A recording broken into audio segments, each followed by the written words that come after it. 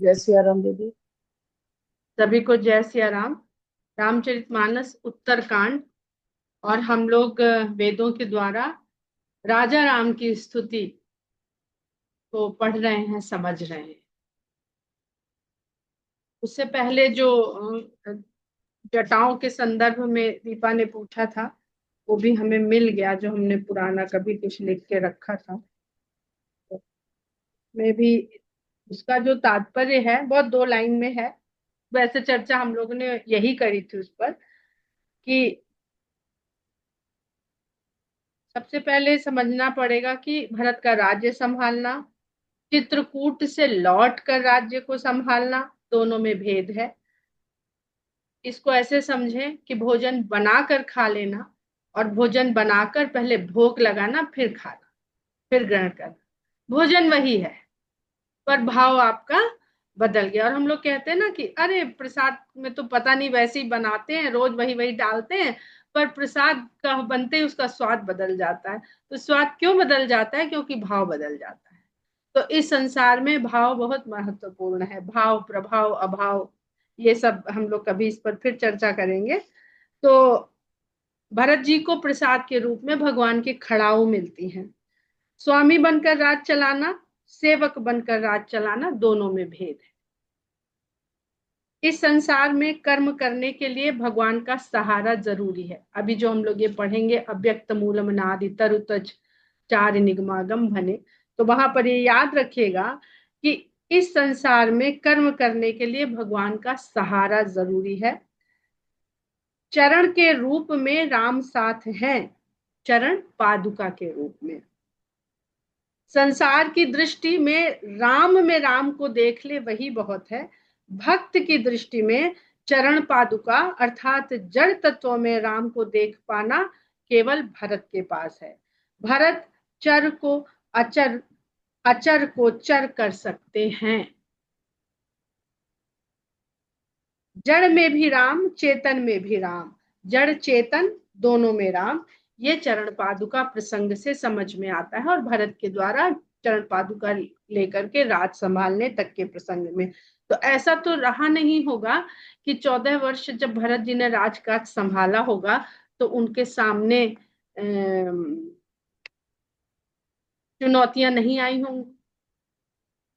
चुनौतियां अवश्य आई होंगी, और उनको इस भाव के साथ उन चुनौतियों का सामना करना पड़ा होगा, उनको निपटाना पड़ा होगा।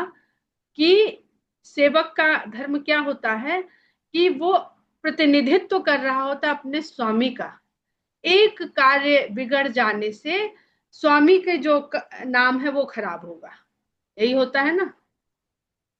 जो किसी बहुत बड़ा ऑर्गेनाइजेशन होता है, वहां पर जो अधिकारी होता है वो दस्तखत तो करता है, पर वो देखता है कि जो ऑर्गेनाइजेशन के नियम कायदे कानून हैं उसके अंतर्गत ही ये सब चीजें हैं, तब हम दस्तखत करेंगे, नहीं तो नहीं करेंगे। अन्यथा वो व्यक्ति तो चला जाएगा। मान लीजिए उसके उसको पकड़ गया, सजा हो गई, जो भी हो गया या नहीं हुआ, पर ऑर्गेनाइजेशन का नाम खराब होता है। तो उस राज्य को संभालने में भरत जी के सामने बहुत सारी चुनौतियां आई होंगी, और जीवन की चुनौतियां ही सुलझाना, सुलझा लेना ही मनुष्य का कर्म है, धर्म है। या तो चुनौतियों में उलझ जाए खुद ही, या चुनौतियों को सुलझाते हुए आगे बढ़ता जाए और सफल रहे। राम राज्य की स्थापना दरअसल भरत ने की थी। अगर बिगड़ा हुआ राज्य मिलता तो रामचंद्र जी को सुधारने में पहले बहुत समय लगता। तो भरत के केश सुलझाने का जो प्रसंग है वो जीवन की, राज की, फिर मन और बुद्धि की सारी उलझने भगवान सुलझाने को खड़े रहते हैं। अब इस दृश्य की भी कल्पना करिए कि जो बाल सुलझाएगा उसे खड़े होना पड़ेगा, और जिसके सुलझाए जाएंगे उसे बैठना पड़ेगा। तो कितना सुंदर! जब तक आप गहराई से नहीं समझते हैं तब तक आनंद नहीं आता है। तो भगवान खड़े हैं आपके जीवन की हर उलझन को सुलझाने के लिए। आवश्यक क्या है कि भरत जैसा शरणागति भाव होना, ये बहुत आवश्यक है। तो यहाँ पर जो भरत जी की जटा सुलझाने का तात्पर्य है, गोस्वामी जी कहना चाहते हैं भक्ति, भक्त और भगवान के संबंध को बताना चाहते हैं।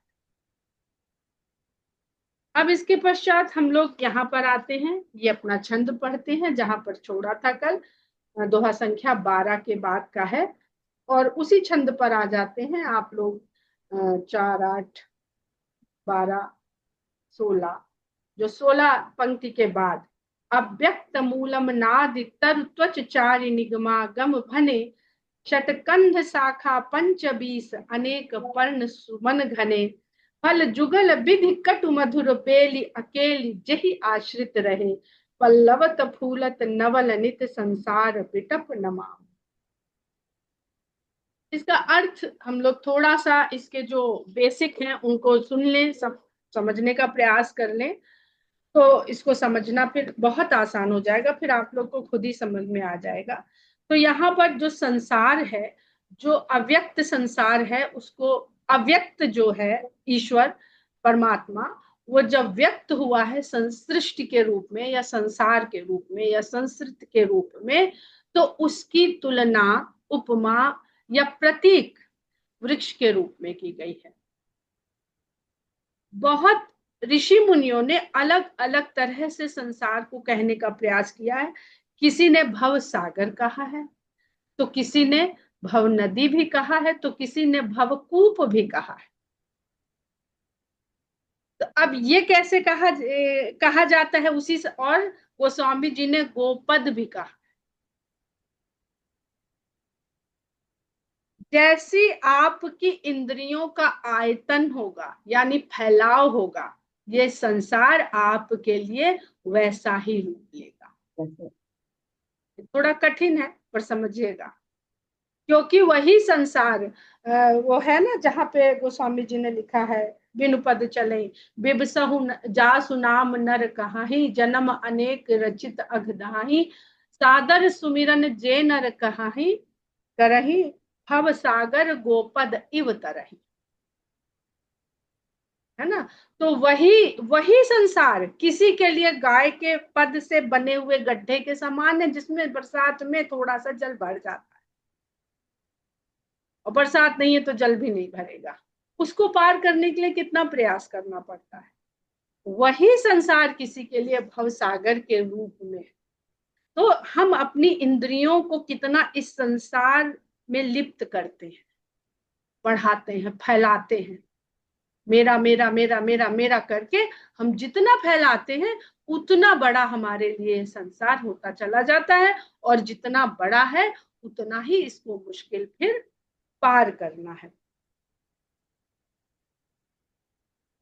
उसके पश्चात जो ये छंद है जो वेदों द्वारा कहा जा रहा है, यहाँ पर उसी संसार को वृक्ष के रूप में कहा गया है। और जैसे कि हमने बताया था कि गीता के अध्याय 15 में इसका बहुत विस्तार पूर्वक वर्णन है। तो कौन सा वृक्ष कहा गया है? तो पीपल का वृक्ष कहा गया। अब पीपल का वृक्ष, जैसे ए फॉर एप्पल के लिए कुछ भी लिया जा सकता है, पर एप्पल इसलिए ले लिया गया क्योंकि अंग्रेजी भाषा का वो वर्णमाला का एक लेटर है।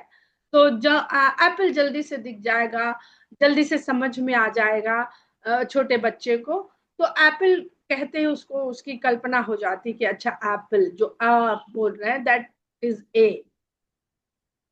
तो यहाँ पर पीपल का वृक्ष केवल समझाने के लिए पीपल का वृक्ष कह दिया गया, पर लोगों ने उस पीपल के प्रतीक को उस तरह पूजने में कोई बुराई नहीं। हमारा पर्यावरण है, 24 घंटे ऑक्सीजन देता है, शायद इसीलिए उसको प्रतीक बनाया गया।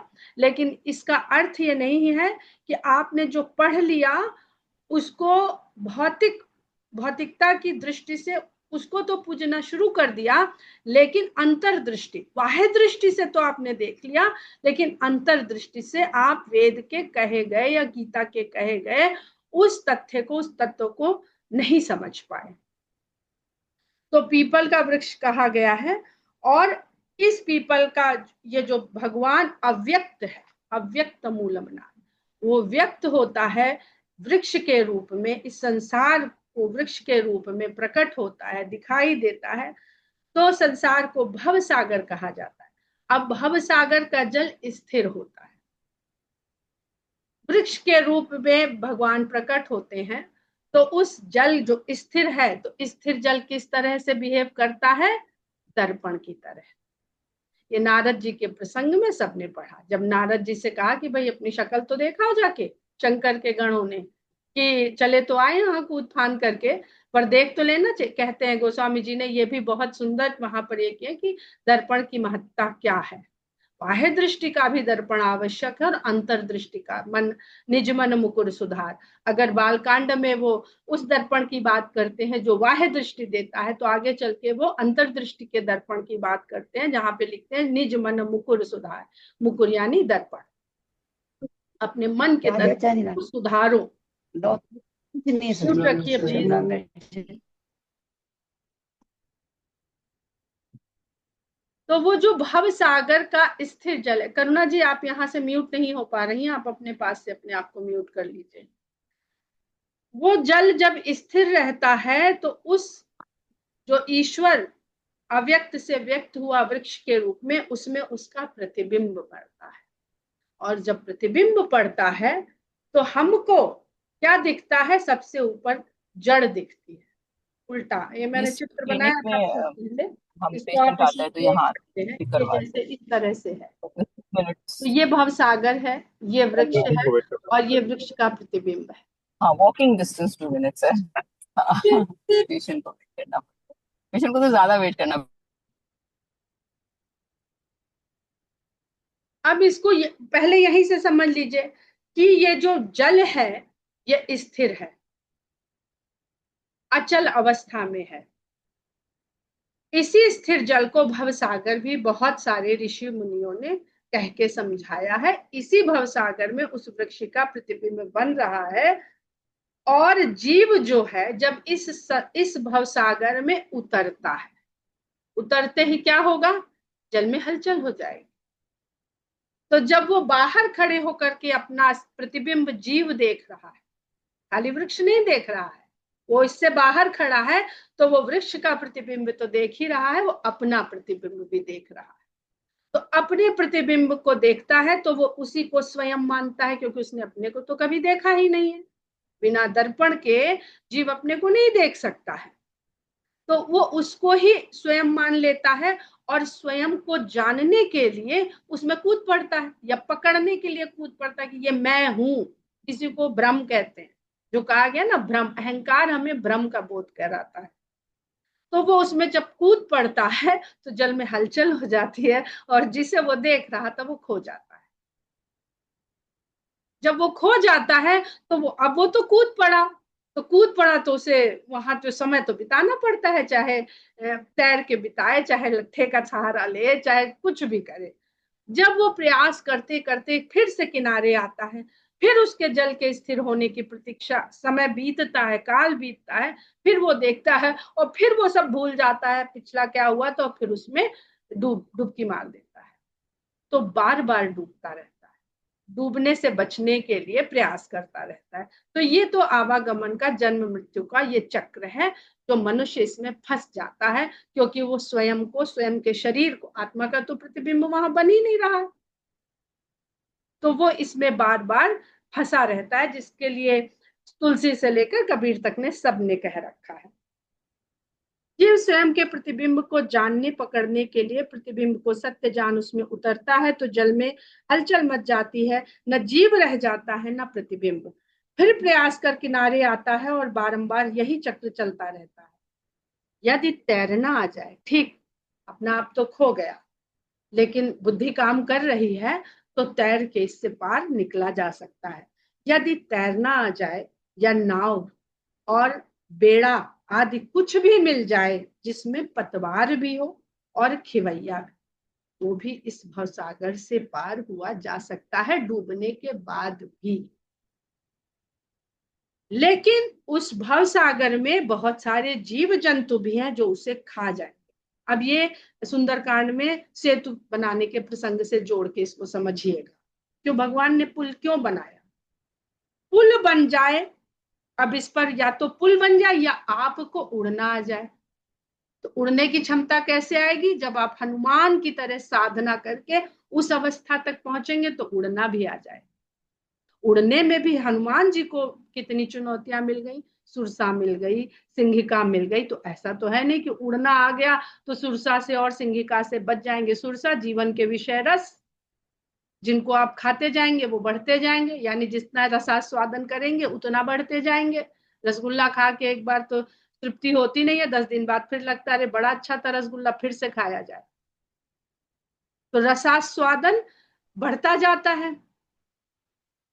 पुल बन जाए या उड़ना आ जाए, पुल पर चलकर पार करके सत्य तक पहुंचा जा सकता है, और यही सबसे सरल साधन है। और अगर वो पुल राम के भक्तों ने राम की देखरेख में बनाया हो तो कहना ही क्या। अब आप किसके बनाए हुए पुल पर चढ़ रहे हैं, किसने बनाया है, ये भी इंपॉर्टेंट है। बहुत पुल बने होंगे इसमें, आप कौन सा पुल चुनते हैं? फिर वह पुल चाहे हमारे लिए तुलसी लाए या वाल्मीकि लाए, क्या फर्क पड़ता है? या जो भी आप जिसको अपना इष्ट मानते हो, वो पुल बनाने वाला जो भी हो आपके लिए, बुद्ध हो, कृष्ण हो, विष्णु हो, शिव हो, चाहे जो कोई भी हो। अब वाल्मीकि जी उल्टा नाम जपते हुए इस पुल का निर्माण कर देते हैं।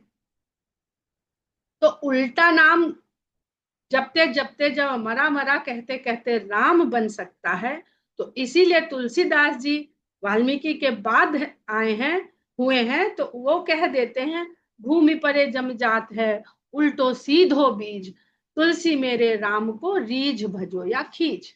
यानी राम राम कहो तो भी पार हो जाओगे, मरा मरा कहोगे तो मुंह से राम राम निकलेगा तो भी पार हो जाओगे। क्योंकि किसान जब खेत में बीज को डालता है तो नहीं देखता, एक एक बीज नहीं खोपता है कि सीधा सीधा पड़े तभी अंकुर फूटेगा, नहीं तो इसका जो अंकुरण नीचे की ओर चला जाएगा, ऐसा तो नहीं होता।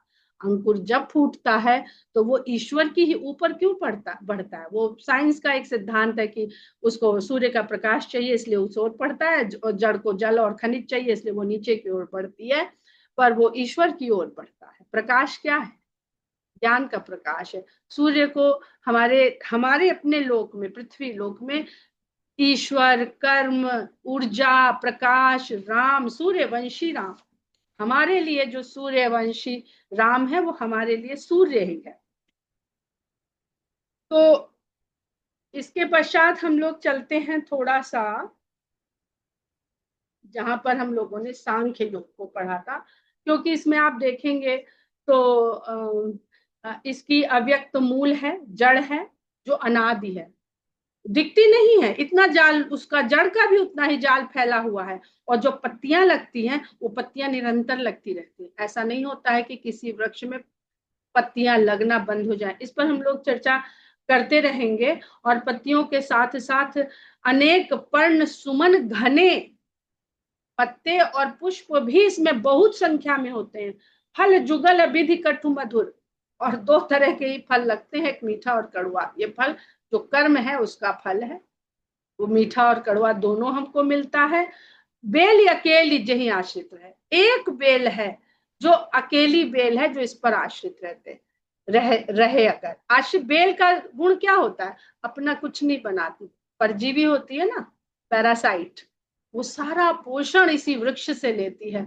वो जीव है, वो इस बेल की तरह परमात्मा रूपी वृक्ष पे आश्रित हो जाए, और उसके मन में ये बोध बना रहे कि जो भी पोषण और गति ऊपर की ओर, बेल ऊपर की ओर चलती है, वो ले रही है, वो सब परमात्मा का ही दिया हुआ है। ऐसी ही बेल जो आश्रित, जो जैसे भरत जी हैं, पल्लवत फूलत नवल नित संसार बिटप नमाम है, ऐसे संसार रूपी वृक्ष को नमन करते हैं, ये वेद कह रहे हैं। इसको हम लोग समझेंगे, आप लोगों के लिए बहुत सरल हो जाएगा। तो ये कहते हैं कि 6 इसके तने हैं, इस वृक्ष के 6 तने हैं, जड़ है, 6 तने हैं, षट कंद। अब 6 तने क्या है? अगर परमात्मा वाला वृक्ष हमको दिख रहा है, हम तो प्रतिबिंब में लट फंसे हुए हैं उस मूल वृक्ष के प्रतिबिंब में जो ओरिजिनल है। तो वहां पर ये 6 विकार है। विकार हम लोगों ने पढ़े थे, अब पूरा हम पढ़ ही देते हैं तो आप लोगों को याद आ जाएगा कि सबसे पहले जब परमात्मा जो निर्विकार है, निर्विकार का मतलब होता है जिसमें कोई विकार ना हो, और विकार उत्पन्न होता है परिवर्तन से। परमात्मा निर्विकार है, अपरिवर्तनशील है, उसी को मायापति भगवान कहते हैं। परमात्मा दो में विभक्त होता है, पुरुष और प्रकृति में। तो ये जो पुरुष है, अभी हम लोग पुरुष को भी समझेंगे। 3 प्रकार के पुरुष गीता के अध्याय 15 में बताए गए हैं, क्षर, अक्षर और उत्तम। पुरुष परम और प्रकृति मूल प्रकृति। आप मूल प्रकृति और इस वृक्ष के मूल को भी ध्यान में रखिएगा। यहां से जो मूल प्रकृति है वो 3 गुणों को धारण करती है संसार को बढ़ाने के लिए, फैलाने के लिए, सत, रज और तम। तो जैसे ही विभक्त हो जाता है तो परिवर्तन आरंभ हो गया, और परिवर्तन का फल परिणाम होता ही होता है। तो परिणाम कह लें या विकार कह लें या वैकारिक विकास कर लें। जब जब विकास होता है तो जो पदार्थ है, जो मूल तत्व है, उसकी अवस्था में परिवर्तन होता है, और परिवर्तन ही विकार होता है। अगर विकार ना हो तो हम एक दिन बूढ़े होके जर्जर होके बुरे से न लगने लगे। अपना चेहरा लोगों को नहीं अच्छा लगता है। इस चेहरे को युवावस्था में देख देख के खुद ही निहाल होते हैं, वो फोटो नहीं खिंचाना चाहते हैं, दर्पण नहीं देखना चाहते हैं। तो ये परिवर्तन, विकार, परिवर्तन के कारण विकार मिल जाता है पदार्थ में। तो जब मूल प्रकृति तीनों गुणों को धारण करके आगे बढ़ती है तो सबसे पहले महत तत्व की रचना होती है। महत तत्व ही सामूहिक बुद्धि कहलाती है। सृष्टि के संसार में उसको सामूहिक बुद्धि कहते हैं, जिसे अंग्रेजी में कॉस्मिक इंटेलिजेंस कहते हैं। और कॉस्मिक इंटेलिजेंस के कारण ही ब्रह्मांड या अंतरिक्ष अपनी अवस्था में बना रहता है। उससे पूर्व जो था वो निर्विकार था, निष्क्रिय ही निर्विकार हो जाता है। जो ईश्वर को निष्क्रिय कहा गया है क्योंकि क्रियाशील होते ही, सक्रिय होते उसमें परिवर्तन होना ही होना है। निष्क्रिय ही निर्विकार हो सकता है। विकार से परिवर्तन होता है, अथवा परिवर्तन विकार का परिणाम है। निष्क्रिय से सक्रिय होना प्रथम परिवर्तन, प्रथम परिणाम और प्रथम विकार है। निर्विकार सदा निर्विकार है, उसका कोई परिणाम नहीं है। परिणाम परिवर्तन के द्वारा ही अस्तित्व में आता है। निर्विकार का अर्थ है विकार रहित यानी दोष रहित। अब हम अपनी सामान्य भाषा में आ जाएंगे, हम विकार को क्या समझते हैं। दोष रहित, अपरिवर्तित या परिवर्तन रहित। तीनों गुणों की जो मात्रा है वो उसमें 3 प्रकार से होती है। अहंकार बनता है महत तत्व से, जिसको सामूहिक बुद्धि का विकास होता है, और सामूहिक बुद्धि के बाद अहंकार उत्पन्न हो जाता है। अहंकार कहाँ घर है उसका, बुद्धि से पैदा होता है। ज्ञान बुद्धि में आता है, और बुद्धि में ज्ञान आते ही अहंकार आ जाता है। तो इसको कहते हैं वैकारिक अहंकार, जो इस परिवर्तन के कारण पैदा हो जाता है। वैकारिक अहंकार ये 3 तरह का होता है, सात्विक अहंकार, रजोगुणी अहंकार और तमोगुणी अहंकार। जो वैकारिक अहंकार का सात्विक अहंकार है उसमें रजोगुण की सहायता से सतगुण अहंकार एक्टिवेट होता है।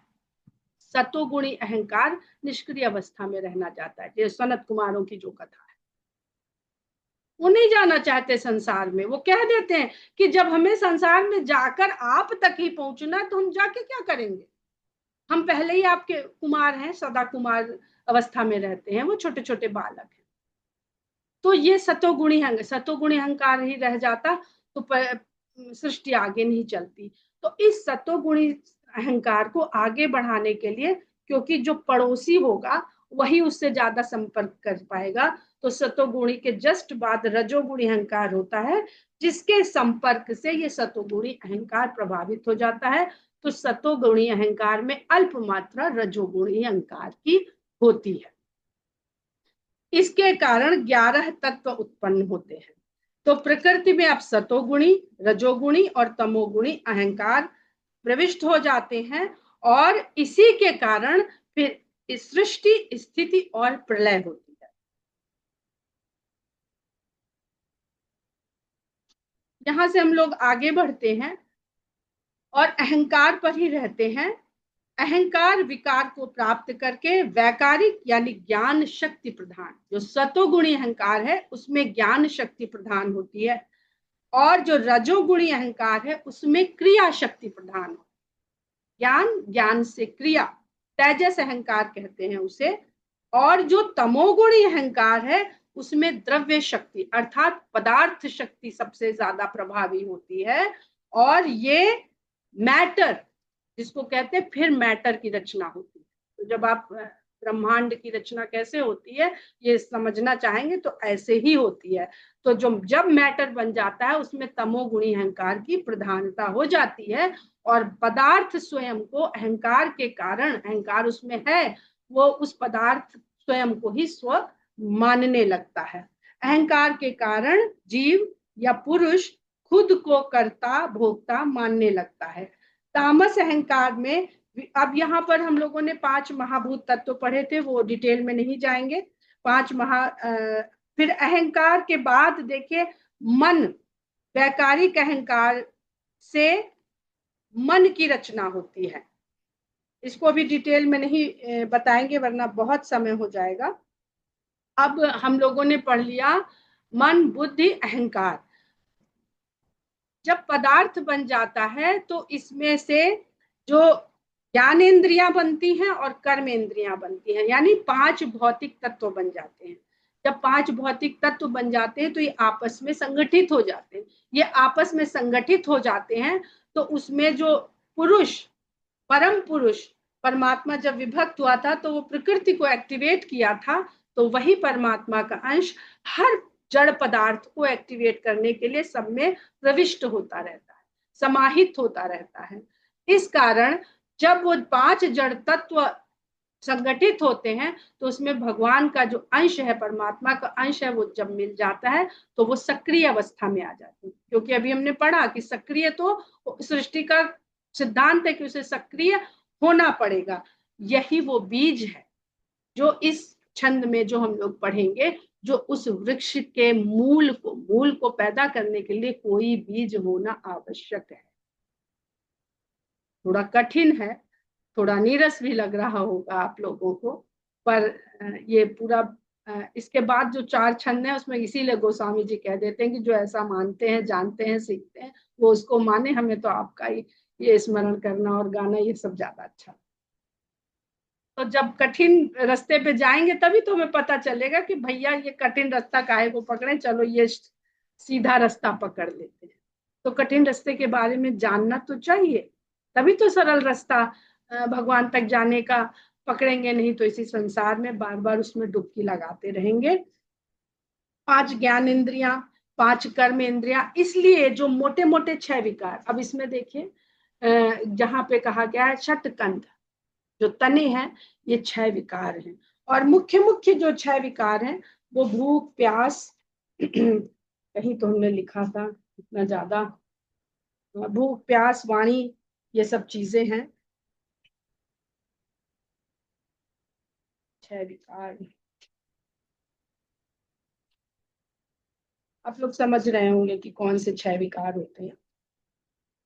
5 ही विकार होते हैं मुख्य, समझ लीजिए कि 5 कर्मेंद्रिय और 5 ज्ञानेंद्रिय से 5 विकार उत्पन्न करते हैं।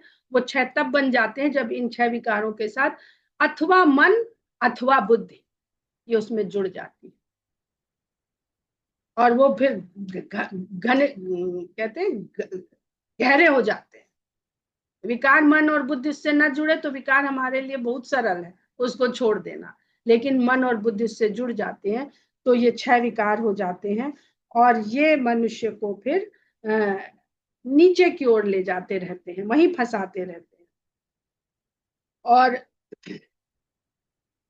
इसमें फिर लिखते हैं कि 25 अनेक वर्ण, 25, ये जो 25 शाखाएं हैं जिसमें अनेक फूल और पत्तियां लगते हैं, तो 25 शाखाएं वही हैं 5 कर्मेंद्रियां, 5 ज्ञानेंद्रियां।